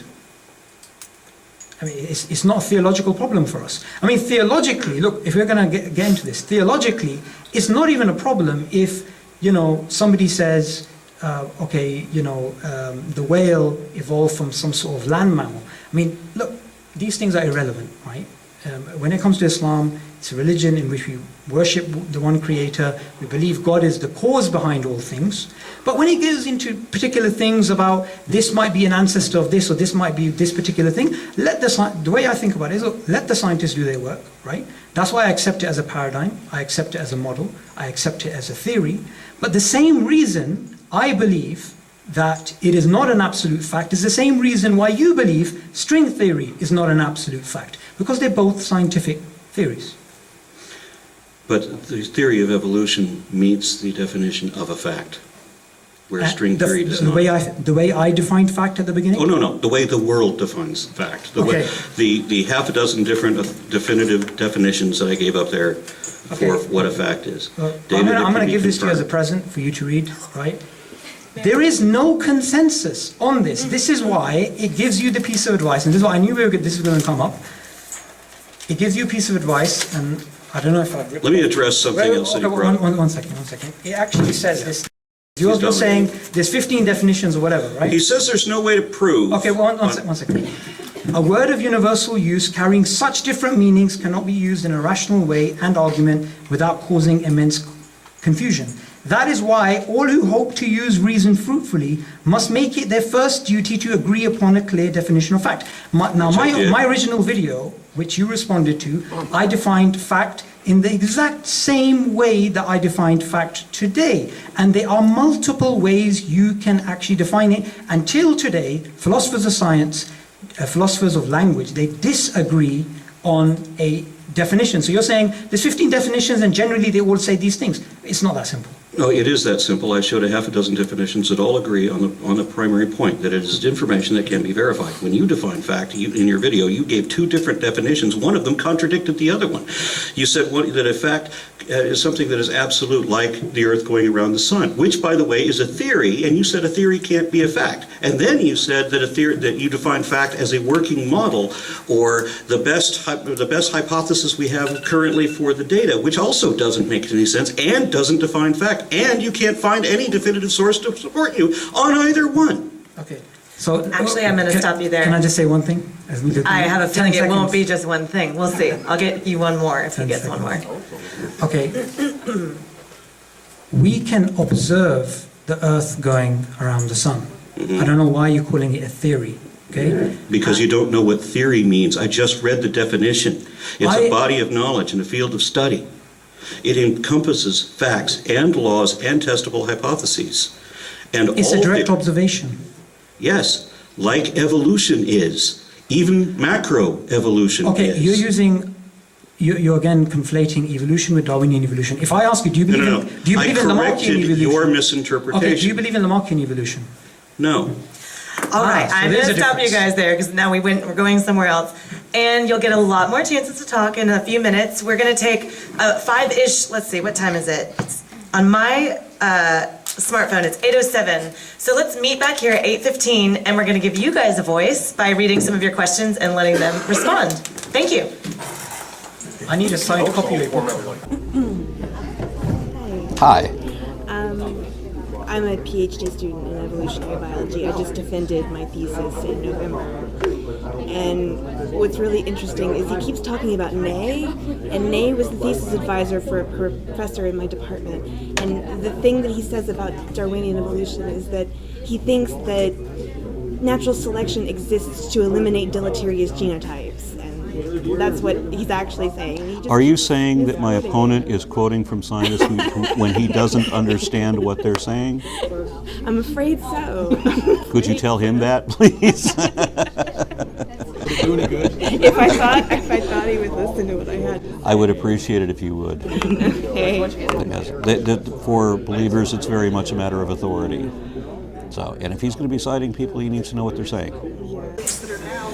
All right, guys, I'm going to go ahead and get us started again, even though I still haven't read through all of these, because I'm sure while these guys debate, I can read, right? I'm sure I'll be able to concentrate on what's in front of me.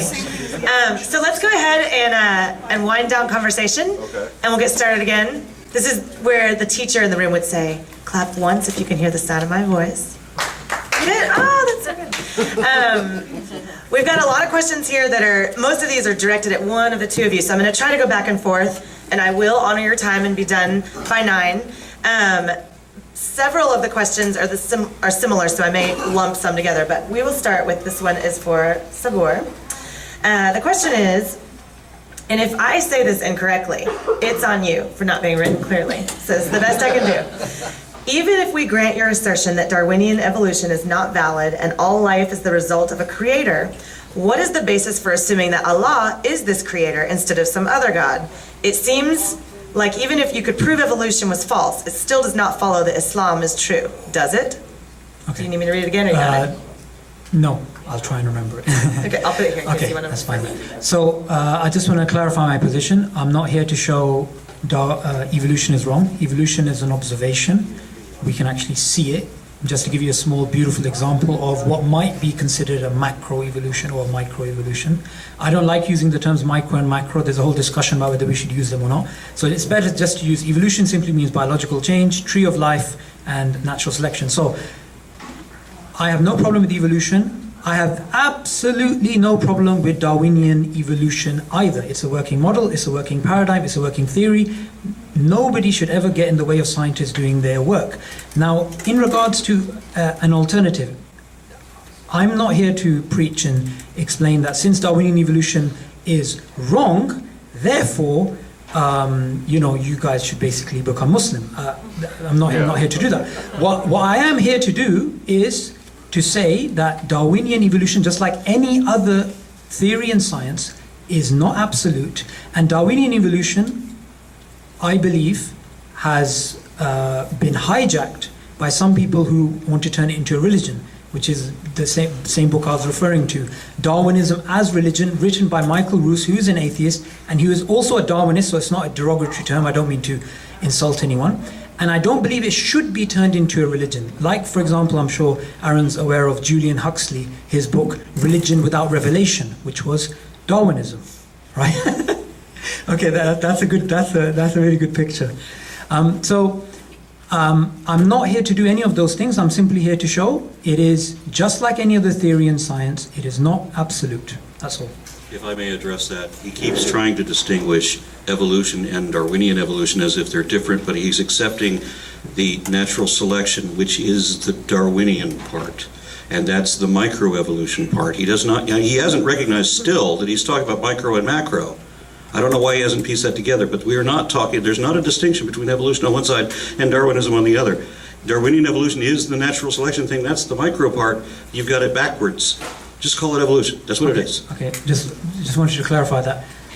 Like I mentioned in my talk previously, zoonomia and philosophy, or zoological philosophy, decades before Darwin, Erasmus Darwin and John Baptiste Lamarck, they used evolution in the sense of biological change over time. Darwin came later. So when I'm referring to evolution, I'm not referring to natural selection working at the micro scale. I'm not just referring to the Catchwell's moth experiment, anything like that.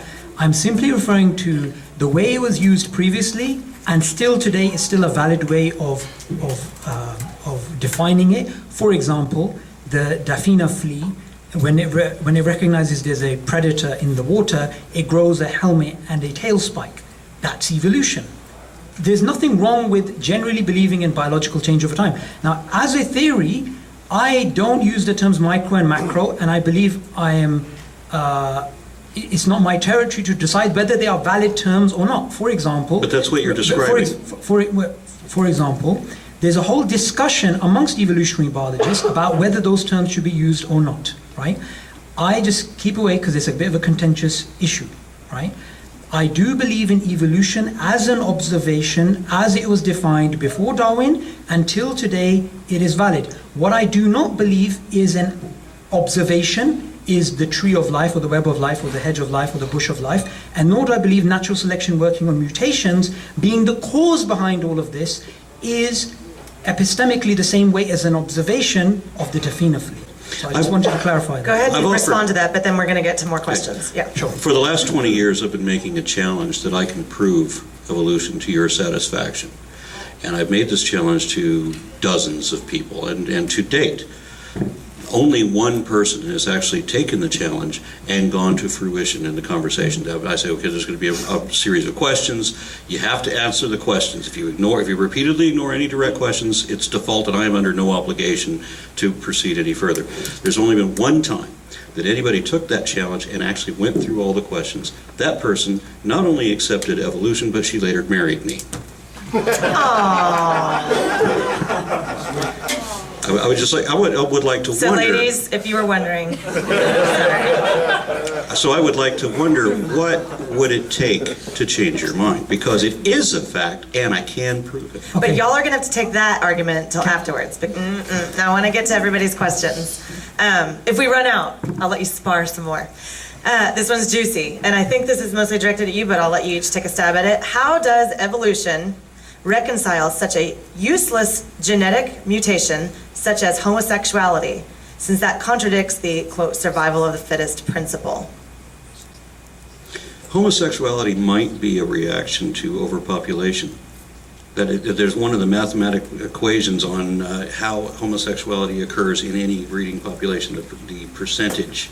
And mathematically, it works out that if an organism, or if a collective, becomes too voluminous for one group, that percentage that are homosexual will help restrict that growth. That's a good answer. All right. Do you want to speak to that at all? There's a philosopher of science called David Stove. He's written a book about, even though he's an atheist and he doesn't believe in creationism or anything like that, he just speaks about assumptions or predictions, if the Darwinian paradigm was true, whether those are actually confirmed. And his book is called Darwinian Fairy Tales, and what he goes through is homosexuality and other things which for him don't make sense under his particular worldview. Now, I'm not here to make any comments on homosexuality at all, but what I will say is I agree with David Stove's conclusion, which is the conclusion which I think any rational person can accept, which is Darwin's theory of evolution, even though it's the best thing we currently have as a paradigm, is not true in an absolute sense. And that's all I'm actually here to do. And my position is echoed by other, secular academics. It's not some new... Well, you see, you keep saying that, but the citations you bring up don't agree with you. Okay, so... They don't make the point that you And to think our they next make. question. All right. This is fun, you guys. This question goes to Sabor. Yep. It says, how can you claim that... I'm sorry, this sentence is funny to me. How can you claim that humans and mushrooms are so different as to refute evolution? Their genetic code is the same. Many of their enzymes and structural proteins are functional substitutes. Their organelles are the same. Their means of replicating are mechanically related. That sounds interesting. Yeah, it does. It sounds tasty as well. Oh my. Woo. Here it is if you want. So, yeah. Just to go back, nothing I said today about, the people are referring to as my interpretation of what they think. The question is referring to something which I mentioned from evolution and evidence, the logic behind the science. And what it basically says there is to use homology and to say, look, because these two things are similar, therefore they must have a common ancestor, and these two things are different, so therefore they don't have a common ancestor. The quote was basically in the context of you can't say a must within a probabilistic framework, because a probabilistic framework is based upon assumptions, Bayesian's decomposition with 9 mathematical assumptions, plus they are conceptual problems such as defining homology in a non-circular way, and also the existence of homoplasy. So mushrooms are tasty, but I don't really disagree with them being tasty. You didn't comment on the sex life of mushrooms, but we'll save that for another night. This question is for Aron. It says, what degree of influence, by the way, whoever wrote this question, excellent penmanship. What degree of influence do the alternatives to Darwinian evolution, i.e. the third way, hold in the scientific community? Are they being seriously considered by mainstream scientists, or are they, quote, fringe? You want to read it again? The problem with some of the claims that the scientists are making is, although there are other mechanisms, they don't have the same weight as natural selection does. I mean, there's like niche generation, for example. Niche construction. Niche construction, thank you. These, while they are factors in the development of life or the evolution of life, they're not necessarily the type of mechanism that they're playing them out to be. They certainly aren't a challenge. So there's nothing that anybody is bringing up as far as the new mechanisms that they want to purport that actually displaces of natural selection. There's certainly nothing that disproves natural selection. Everything that they suggest is actually concordant with what we already know. This is just additional information at best. Nobody's come up with a third way that disproves or discards the prior ways.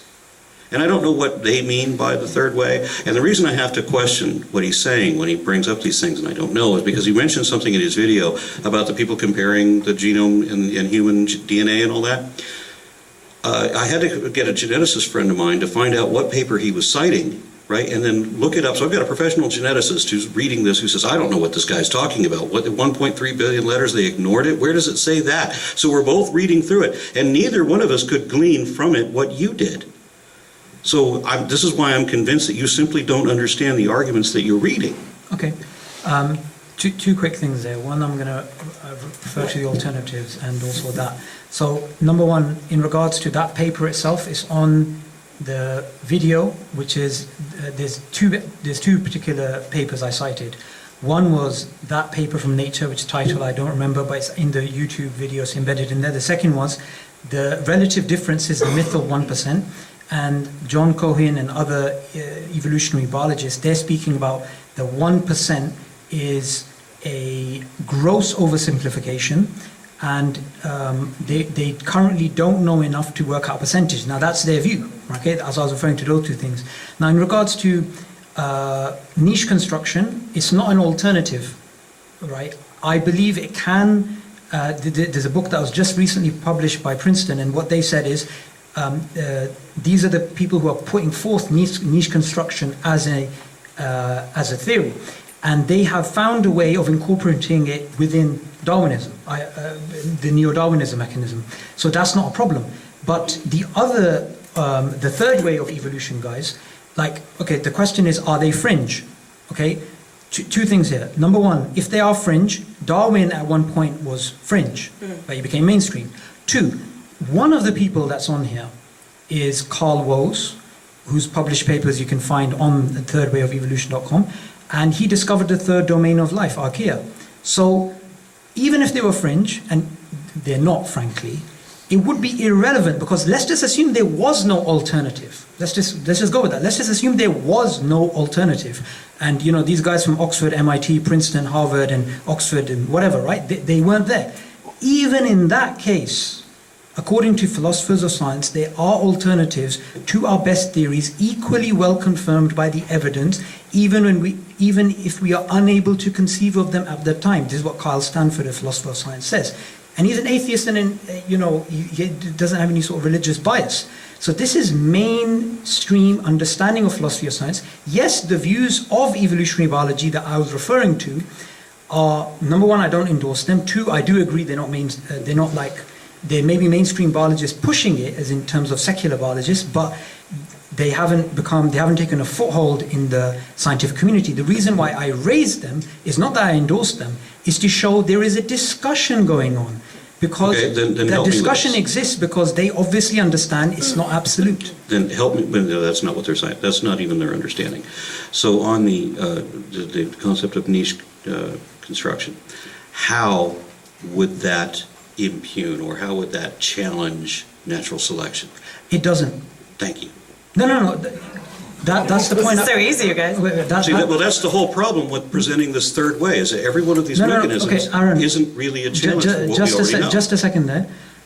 I mentioned that at the beginning. That's what the book says. When you mentioned niche construction is not an alternative because they found a way of incorporating it within the current current paradigm. The other mechanisms, they haven't. And the people proposing the mechanisms, such as James Shapiro, they do not believe that Darwinism has any hope in terms of its mechanism. You're going to have to be really specific about that, because I've heard these arguments, and I've read these arguments that these people are making, and a lot of them just don't have the substance, for the very reason you just illustrated yourself, that niche construction has nothing to say against natural selection. Yeah, but niche construction is not an alternative. I never mentioned it as an alternative. I mentioned... know that. I know what you're not saying. Yep. Okay. But in the case of any of these other mechanisms that they want to bring up, there's nothing that actually challenges or replaces what we already know. It just adds to it. That's it. So why would you come up with a third way that's distinct? You wouldn't. Okay, no, okay. Because you already accepted natural selection thing as is, a fact, And right? I'm I going to didn't stop come you up with guys the third because way, he they did. did just answer the question that came in, that specific question. Okay. Just to be fair there, but again, sparring later. That's the after party. This question is for Sabor. It says, do you believe in multiple episodes of creation? If not, how do you account for only primitive organisms in the earliest fossils? Repeat the question again, Yes. please. Do you believe in multiple episodes of creation? If not, how do you account for only primitive organisms in the earliest fossils? Okay. Take a look at that. I'm guessing it's referring to multiple origins here. There are loads of possible creation scenarios, right? And I'm not endorsing one particular one, okay? Because as a Muslim, when it comes to the creation story, we don't have we don't have this belief, which is in the Bible, that they are separate kinds, and these kinds are unchangeable. It's actually like there's silence, and even when I try to look up what was the date, when do we as Muslims believe there was the first Adam, basically the first human? What I got was there is no date. And okay, what about Homo erectus, Homo naledi, and these things? And the answer I got was, okay, other things existed, and then Adam was created separately. Now, just on this issue of creation, there's a book called the Padma Purana, which is a 3,000-year-old Hindu text, right? And in this book, it gives a very clear picture of the creation of life being like a tree of life, identical in not its details but its structure of Darwin's tree of life. And now basically, Professor of Sanskrit at Oxford University, Monier Williams, he basically explains, look, the Hindus were Darwinists centuries before Darwin in regards to their sort of thing. So whoever comes up with a creation story of some kind, and I'm using creation very vaguely here, right? Because even if you don't believe in God, you still believe that things exist. There's some form of creation, right? It doesn't matter where it came from, because just to disprove from where it came from would be the genetic fallacy. We have a very clear description of the tree of life in the Padma Purana, which is 3,000 years old. But it would be ridiculous for me to sit here and say, because it's in that ancient book, and then Darwin later adopted it, and his grandfather Erasmus Darwin wrote about this sort of gradual beginning in zoonomia. You can't shoot an idea down because of where it comes from. If you see my point, you have to look at the validity of the idea itself. And the reason why we're speaking about the mechanism is if the mechanism fails, then the history of life too fails, because the tree of life idea existed prior to Darwin, and it came down to the Greek philosophers, and then it came down to the Enlightenment, and it was well known as an idea before Darwin. Darwin came along and he filled the gap, which was a mechanism by which it happened, natural selection working on variations. Hence why there's so much controversy when you bring up problems with the mechanism. But I just want to reiterate this one last point again and again. I don't endorse any of those alternatives. I was just showing them as the fact that there exists a disagreement about some of the core ideas of Darwinism. Okay, I just wanted to mention Yeah. that the Purana, I'm pretty sure that's the right one. I don't have batteries on here to check it, but I'm pretty sure the Purana was contextually dated to about 2,600 years or so. It can't be 3,000 years because it mentions Buddha. And it says that Buddha was an incarnation of Vishnu, and that he appeared in this guise to delude the atheists. But simultaneously, also contextually dated to around 2,600 years ago, is the Bhagavad Gita, in which Krishna complains about demonic people who believe that the biodiversity comes only from cohabitation and lust, no more than this. The different species breed themselves. We're supposed to read it. I don't remember the exact quote, but that's basically what it says. I wish I could think of a clever segue from that. This question, it doesn't say who it's for, but I'm gathering it's for you. But this is what it says. Changes in organisms are apparent. Even interspecies mutations can be observed over time. But we have never seen a transition from one species to another, and then in parentheses, fish to cow, let's say. Doesn't it take Doesn't it take faith to accept that Darwinian evolution, something we've never observed, is true? My book lists dozens of observed speciation events. We have seen the emergence of new species. Cow is not a species. Just to give you an idea. I just read the cards. What was the example given here of fish to cow? We actually have, for paleontology, we can actually show this one because we do have quite a fluid transition into tetrapods, and we go a long way before we get into cattle, and then cows and things like that. But yes, we have observed the origin of new species, or divergence of new species. Basically, doesn't it take faith to be a Darwinist? Yeah, no. Any belief that, I'm an anti-theist, I'm also an epistivist. An epistivist is somebody who rejects faith as being the most dishonest position it is possible to have. Any belief that requires faith should be rejected for that reason. Okay, I just want to make a quick point about changes in the species. Let's just assume it's a species for the sake of answering this question, the cow and the fish. I would say, I mean, I'm guessing you're a Christian, whoever asked this question. I would say, look, scientists, they have this working paradigm, right? The Darwinian evolution, right? Leave it alone as a paradigm. Leave it alone as a theory. Let them do their work. There's no reason to bring your theology, or even me as a Muslim, my theology, and try and challenge scientists. But just on this particular question, there's 26 different definitions of species, right? And it's not as simple as, oh, you know, yeah, we work with this species, we worked out this is related to that. Even though there's a mechanism and there's an explanatory power behind the mechanism, theoretically, something could be, but it doesn't mean it was. There's a difference. Theoretically, it could be. So, for example, how did this thing evolve? Oh, it could have been this. It doesn't mean that's actually the way it happened. So I think it's very important to sort of make a distinction in those things. And lastly, I'd like to ask this question. Say the fish did lead to the cow. How on earth would that change your belief or your faith? I mean, okay, there's a link between the fish and the cow. I mean, you shouldn't, I mean, I'm a strong believer, like Professor Alistair McGrath at Oxford University, who's a Christian theologian, former atheist. And he basically says, look, let the scientists do their work. Okay, I don't believe in it, and things can change, but let them do their work. Don't get involved in these, crazy creation science type things, which actually hinder the progress of science.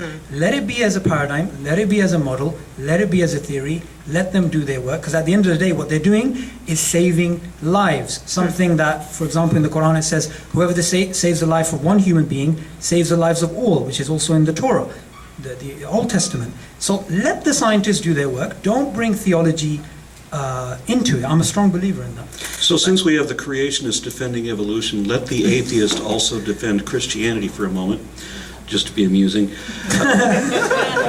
I'll allow it. It is possible to interpret the Bible when it says that God said, let the earth bring forth. Read it literally. All right. I was trying to think if we could squeeze 2 questions in, but I think you guys have proven we cannot. I'm going to do one more question because I've been told that we actually need to end by 8:45, so you guys can actually be gone by 9. So this question just says, what is the most important point you want to make? So this is a freebie. You can each end on one point that you most want to have the audience hear before we leave. And I didn't make this up. This is a real card. What is the one point, the most important point you want to make? Well, if you're going to me first, it is, the fact being data that can be confirmed, that there's something that we can show to be true, that it's not assumptions. It certainly damn sure isn't speculation. We have ways we can show this, and we can prove it, we can verify it. And I'd be happy to do that for you, but of course it's going to take some time to work it out. And I would rather do that in a written format, because then we can compare data and, show links and so forth. But it would be just that this is not faith. This is not a religious position. This is something we know and can show. And you rhymed, so that's pretty awesome. The most important thing I'd like to say is that whenever there is a paradigm that exists in science, it doesn't mean that that paradigm is absolute, is true in an absolute sense. The philosopher of science and astrophysicist Thomas Kuhn, he wrote a book, The Structure of Scientific Revolutions, and he speaks about how there was major paradigm shifts, and the history of science shows these major paradigm shifts. For example, from the classical Newtonian worldview to the quantum and the relativistic worldview, in which what happened, and I want you guys to realize this, what happened, 200 years, we had Newtonian predictions precisely. This planet is going to be in this place at this particular motion on this day, and it was there. But the fundamental assumptions of that world, of that paradigm, turned out to be false. According to today's paradigm, the relativistic paradigm, which is time and space are fixed. Now they assume to be dynamic. There is the definition of mass itself changed. Gravity is no longer a pulling force, it's actually space-time curvature, and it's a pushing force. Look at those conceptual changes, and according to some evolutionary biologists like James Shapiro, biology is going through a similar conceptual revolution. So just because, and even if it wasn't, assume Darwinian evolution as a paradigm is going to exist for the next 1,000 years. There's no reason for any person, Muslim, Christian, atheist, to attack it as a scientific theory. Let the scientists do their work. Just don't turn it into a religion, which is something I believe has happened to Darwinism. It has been hijacked, the theory itself has been hijacked by some people like Richard Dawkins, who says Darwin allowed him to be an intellectually satisfied atheist. He says this in The Blind Watchmaker. I don't think he should use his position in science to propagate his belief. All right. Which, by the way, that bore no resemblance to a religion. What is? What you just described of Dawkins. That bore no being intellectually satisfied just means that you know that you're justified. Whatever you believe for reasons. Sure. Right? Not faith, reasons. That means not religion. Okay. Darwinism as religion, the book I was referring to, it speaks about, yes, it gives them that intellectual satisfaction, Darwinism, but should it lead them to be convinced of atheism? And as you in your book, The First Foundational Falsehood, which I agree with you, which is and also I read the part about pronouncing your name, I couldn't get that right, but anyway, the first foundational falsehood, I agree with you. Why equate evolution with atheism? So that's something we can agree about. It shouldn't be turned into a baton to bash the religious people with. Evolution equals evolution. It doesn't equal atheism. All right, I'm going to wrap it up on that note, and thank you guys both for coming and for being gracious sports, and I didn't have to break any fist fights, which is wonderful. Thank you all for coming. Did you have any closing remarks, Vic? Okay. Yeah, just thanks to everybody for coming. Thank you very much to both of our debate participants, and as well as